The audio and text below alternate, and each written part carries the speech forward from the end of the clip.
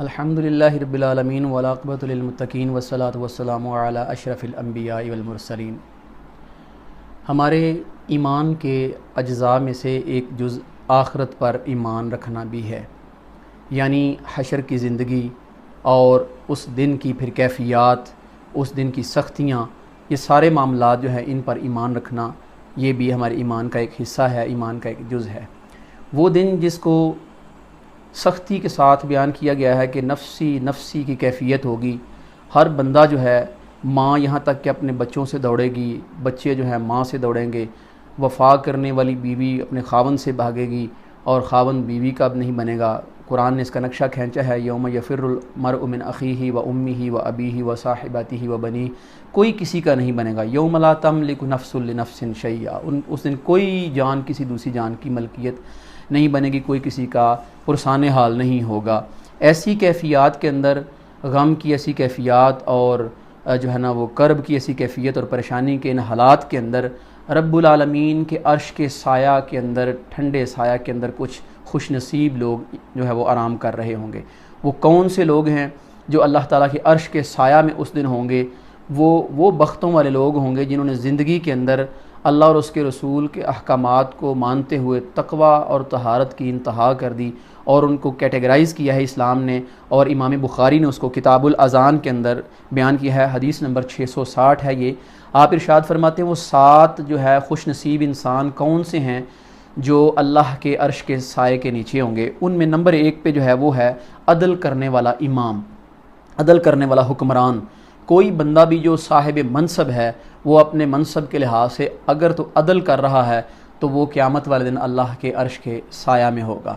दूसरा इरशाद फरमाया कि वो शख्स जो जवानी की हालत में भी अपने रब की इबादत में मशगूल रहता है, यानी वो नौजवान जिनको जवानी में अल्लाह ताला ने अपनी रग़बत नसीब फरमाई हुई है और वो जवानी अपनी को अल्लाह के नाम किए हुए हैं, उसी के नाम के ऊपर उन्होंने अपनी ज़िंदगी जो है अपनी ख्वाहिशात को कुर्बान किया हुआ है।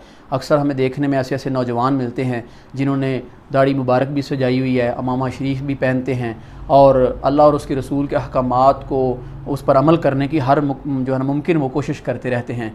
तो किसी शायर ने भी कहा है ना कि दर जवानी तोबा करदन शेवा पैगम्बरी, ये शेवा पैगम्बरी होता है। नौजवान की तोबा जो है रब्बुल आलमीन उसको शर्क व गरब में इस तरह बांट देते हैं कि एक रिवायत का मफहूम है कि ऐसे शख्स, ऐसा नौजवान जो जवानी में तौबा करता है या नेक सीरत नौजवान अगर कब्रिस्तान से गुज़रता है, रब्बुल आलमीन उसकी इस पाक दामनी के सदक़े अहले कब्रिस्तान से अपने अज़ाब को हटा दिया करता है। तीसरा वो शख्स जिसका दिल हर वक्त मस्जिद के अंदर लगा रहता है। नबी अलैहिस्सलाम के एक बड़े प्यारे सहाबी थे जिनको हमामातुल मस्जिद कहा जाता था, ये मस्जिद की कबूतरी। ये लक़ब आपने आपको इस वजह से दिया था कि वो अपने तमाम अमूर निमटाने के बाद बकिया वक़्त अपना ज़्यादातर मस्जिद में गुजारा करते थे। लेकिन इकबाल कहते हैं कि मस्जिदें हैं मरसिया खां के नमाजी ना रहे, यानी वो साहिब औसाफ हिजाजी ना रहे। आज मस्जिदें जो है वो मरसिया खां बनी हुई हैं, यानी मस्जिदें इस बात पर अफसोस का इजहार कर रही हैं कि आज मस्जिदों को आबाद करने वाले किधर गए हैं।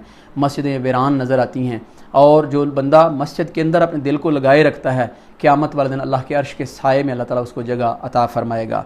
चौथा, वो 2 आदमी जो अल्लाह की रज़ा के लिए और अल्लाह की मोहब्बत की वजह से एक दूसरे के साथ मिल बैठते हैं।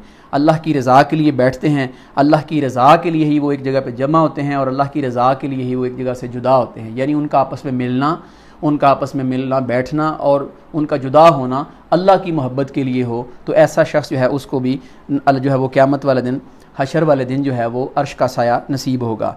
उसके बाद 5वें नंबर पर इरशाद फरमाया कि वो शख्स जिससे इक़्तिदार के बावजूद, माहौल साजगार होने के बावजूद एक ख़ूबसूरत नौजवान औरत दावत गुनाह देती है उसे, और वो सारे मामलात क्लियर होने के बावजूद भी अल्लाह से खौफ खाता है और अल्लाह की ज़ात का तसव्वुर अपने दिल में लिए हुए, तकवा जो है अपने दिल में रखते हुए इस जो है वो जुर्म शनी से बाज़ आ जाता है, इस गलत कारी से बाज़ आ जाता है, अल्लाह का खौफ उस दिल में आ जाता है उसके कि मेरा रब मुझको देख रहा है।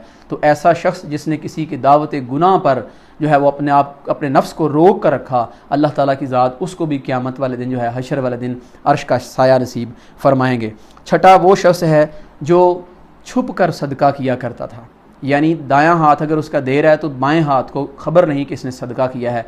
आजकल तो हमने जो है गरीबों की मदद के साथ उनकी गुर्बत का मजाक भी उड़ाना शुरू किया होता है। इधर से आटे का थैला दिया जाता है, उधर से अखबारात में तस्वीरें छपवाई जाती हैं, इधर से जो है ना उनको पैकेज दिए जाते हैं और साथ तस्वीरें खींचकर हम सोशल मीडिया पर डाल देते हैं।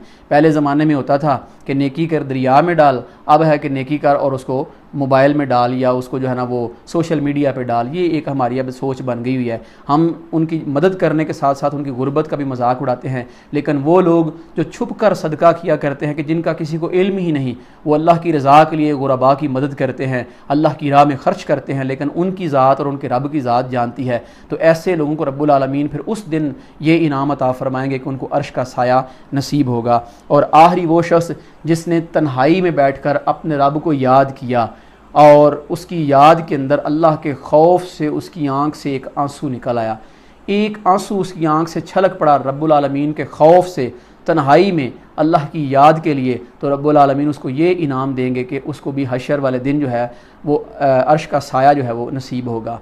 हमें सोचना होगा अब कि इन 7 खुश नसीबों में कहीं हमारा भी शुमार है कि नहीं। अगर है तो उस पर सद शुक्र हम अदा करें, सजदा शुक्र अदा करें अल्लाह की बारगाह में कि रब्बुल आलमीन ने हमें भी ये तौफीक बख्शी हुई है। और अगर खुदा ना खास्ता हम इन 7 बंदों की लिस्ट में हमारा कहीं पे भी कोई शुमार नहीं है, तो हमें सोचना चाहिए, हमें अपने नफ्स की जो है वो नफ्स को अपने इस तरफ माइल करना चाहिए, अपने आप को इन लोगों की जो है सफ़ के अंदर हमें भी जो है वो खड़ा करने की कोशिश करनी चाहिए। दुआ है अल्लाह ताला हमें अपना कुर्ब नसीब फरमाए और नबी अलैहिस्सलातु वस्सलाम की सच्ची और पक्की मोहब्बत नसीब फरमाए। व आखिरु दावाना अनिल हम्दुलिल्लाहि रब्बिल आलमीन।